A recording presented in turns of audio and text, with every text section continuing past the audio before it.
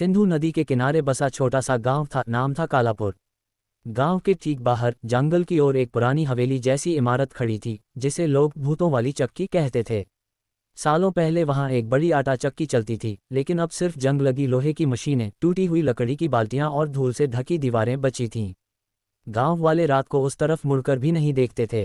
कहते थे कि जो भी रात में चक्की के पास जाता है, उसे भूतों की चक्की चलाने की आवाज़ सुनाई देती है, चर्रर चर्रर, और फिर चीखें। राहुल शहर से पढ़ाई के बाद गांव लौटा था। उसकी दादी की मौत हो गई थी और वह आखिरी बार गांव की ज़मीन जायदाद देखने आया था। राहुल को भूत प्रेत में विश्वास नहीं था। वह वैज्ञानिक सोच वाला लड़का था, इंजीनियरिंग की डिग्री ली थी।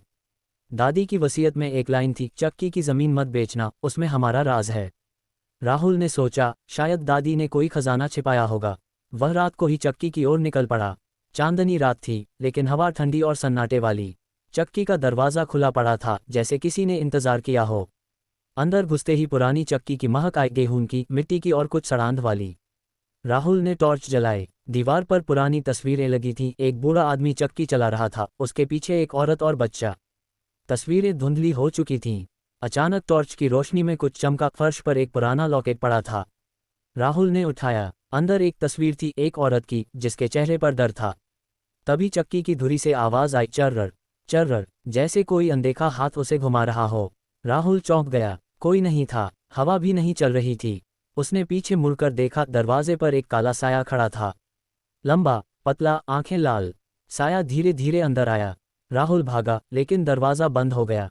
तू कौन है? राहुल चिल्लाया। साया बोला नहीं, सिर्फ हाथ बढ़ाया। उसका हाथ सड़ा हुआ था, हड्डियां निकली हुईं। राहुल ने लॉकेट फेंका। साया रुक गया। फिर अचानक चक्की तेजी से घूमने लगी। आटा नहीं, खून जैसा कुछ गिरने लगा। राहुल बेहोश हो गया। सुबह जब होश आया, वह बाहर जंगल में पड़ा था। लॉकेट उसके हाथ में था, लेकिन अब लॉकेट के अंदर तस्वीर बदल गई थी। औरत की जगह उसकी अपनी फोटो थी।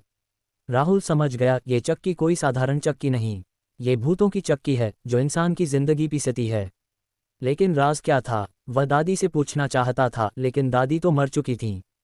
उस रात फिर वही आवाज़ें शुरू हुईं, चर्रर चर्रर, और इस बार चीखें और साफ सुनाई दी, राहुल बच जा, चक्की तुझे भी पीसेगी। राहुल घर लौटा, लेकिन नींद नहीं आई। लॉकेट उसे हर पल घूर रहा था। सुबह उसने दादी के कमरे में पुरानी चीजें खंगालीं। एक लोहे का संदूक मिला, जिस पर ताला था। चाबी लॉकेट में ही थी। संदूक खुला, अंदर एक पुरानी डायरी थी, दादी की लिखी हुई। पन्ने पीले पड़ चुके थे। पहला पन्ना पढ़ते ही राहुल के हाथ कांपने लगे। मैंने कभी किसी को नहीं बताया। 40 साल पहले उस चक्की में मेरे पति रामलाल की मौत हुई। लेकिन वह मौत नहीं थी, श्राप था। चक्की में एक पुराना भूत रहता है, नाम है कालिया। कालिया 100 साल पहले एक जुलाहा था, जिसे गांव वालों ने चोरी के इल्जाम में चक्की में बंद करके पीस डाला था। उसकी आत्मा चक्की में कैद हो गई। जो भी चक्की चलाता है, उसकी जिंदगी पीसकर कालिया मजबूत होता जाता है। डायरी में और लिखा था, रामलाल ने चक्की को बंद करने की कोशिश की, लेकिन कालिया ने उसे अपना बना लिया। अब रामलाल की आत्मा भी चक्की चलाती है। मैंने चक्की को ताला लगाया, लेकिन हर अमावस की रात कालिया बाहर आता है। वह नए शिकार ढूंढता है। राहुल को याद आया, दादी अक्सर अमावस को चक्की की तरफ जाते हुए रोती थीं। शायद वे कालिया से बात करती थीं। राहुल ने फैसला किया, चक्की को तोड़ देगा, लेकिन पहले और जानना था। शाम को वह दोस्त विक्रम को बुलाया। विक्रम गांव का ही था, लेकिन शहर में रहता था। दोनों रात को चक्की गए। अंदर घुसते ही ठंड बढ़ गई। चक्की के पास एक पुरानी किताब पड़ी थी, कालिया का श्राप। किताब में लिखा था, कालिया को मुक्ति तभी मिलेगी जब कोई उसकी तरह पीसा जाएगा, यानी कोई अपनी पूरी जिंदगी चक्की में डाल दे। तभी चक्की चली। इस बार 2 साए थे, एक काला, दूसरा सफ़ेद। सफ़ेद साया दादी जैसा लग रहा था। राहुल मत तोड़, श्राप और गहरा होगा। सफ़ेद साया बोला। कालिया का साया हंसा, तू मेरा है अब। तेरी दादी ने मुझे रोका, लेकिन तू नहीं रोक पाएगा। विक्रम डर गया, भागा। राहुल रुक गया। उसने चक्की पर हाथ रखा। अचानक दर्द हुआ, जैसे कोई हड्डियां तोड़ रहा हो। उसकी यादें पीसने लगी, बचपन, माँ पिता, दादी, सब धुंधला होने लगा। वह चिल्लाया और बाहर भागा, लेकिन अब उसके हाथ पर निशान था, चक्की का चिन्ह। रात भर डायरी पढ़ता रहा। पता चला, कालिया को रोकने के लिए एक पुराना मंत्र है, लेकिन उसके लिए 3 चीजें चाहिए, कालिया की हड्डी, उसकी चक्की का आखिरी आटा और एक जीवित इंसान का खून। राहुल समझ गया, यह आसान नहीं, लेकिन अब पीछे नहीं हट सकता था। अमावस आए, गांव में सन्नाटा। राहुल ने विक्रम और एक बूढ़े पंडित को बुलाया। पंडित जी ने कहा, कालिया अब मजबूत है, वह तेरी दादी की आत्मा को भी इस्तेमाल कर रहा है। रात 12 बजे वे चक्की पहुंचे। चक्की पहले से चल रही थी। अंदर खून की बू, फर्श पर लाल निशान, बीच में कालिया खड़ा था, अब पूरा रूप लंबा काला, आंखें जलती हुईं। उसके पीछे दादी की आत्मा कैद थी, चीख रही थी, आजा, पीस जा। कालिया बोला। राहुल ने मंत्र पढ़ना शुरू किया। पंडित ने हवन किया, लेकिन कालिया ने हवा बनाकर आग बुझा दी। विक्रम पर हमला किया, उसका हाथ कट गया, खून गिरा। कालिया और ताकतवर हो गया। उसने राहुल को चक्की की ओर खींचा। राहुल ने लॉकेट निकाला और फेंका। लॉकेट चक्की में गिरा। अचानक चक्की रुक गई। कालिया चीखा, नहीं। दादी की आत्मा बाहर आई। राहुल, हड्डी चक्की के नीचे है, निकाल। राहुल ने फर्श तोड़ा, नीचे एक हड्डी मिली कालिया की, लेकिन जैसे ही छुआ, कालिया ने हमला किया। राहुल बेहोश। जब होश आया, वह चक्की में फंसा था। चक्की चल रही थी, उसकी जिंदगी पीस रही थी, लेकिन दादी की आत्मा ने कहा, अभी नहीं, तुझे जीना है। राज पूरा नहीं हुआ। राहुल बाहर निकला, लेकिन अब वह बदल चुका था। उसके बाल सफ़ेद हो गए थे। राहुल को पता चला चक्की का आखिरी आटा अभी भी एक डिब्बे में छिपा है।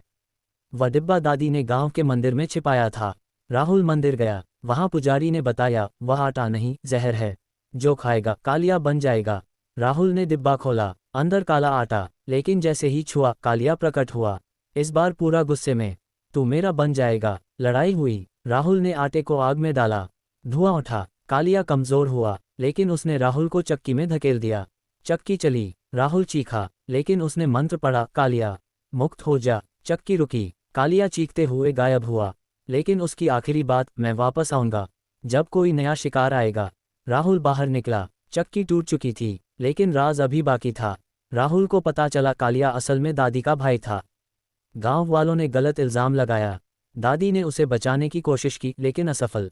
कालिया की मौत के बाद उसकी आत्मा चक्की में कैद हो गई। दादी ने श्राप को रोकने के लिए चक्की बंद की, लेकिन श्राप ने रामलाल को मार डाला। राहुल ने फैसला किया, चक्की को पूरी तरह नष्ट करेगा। उसने जेसीबी बुलाए, लेकिन जैसे ही तोड़ना शुरू हुआ, कालिया की आखिरी शक्ति बाहर आए। एक बड़ा तूफान। गांव डर गया। राहुल ने आखिरी मंत्र पढ़ा दादी की डायरी से।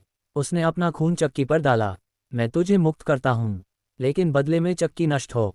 प्रकाश हुआ। कालिया की आत्मा रोती हुई बाहर आई, धन्यवाद बहन के बेटे। चक्की धूल हो गई। गांव वालों ने राहुल को हीरो माना, लेकिन राहुल जानता था श्राप खत्म नहीं हुआ, बस टल गया। अब जब भी अमावस आती है, राहुल को चर्रर चर्रर सुनाई देती है, लेकिन अब डर नहीं, सिर्फ याद।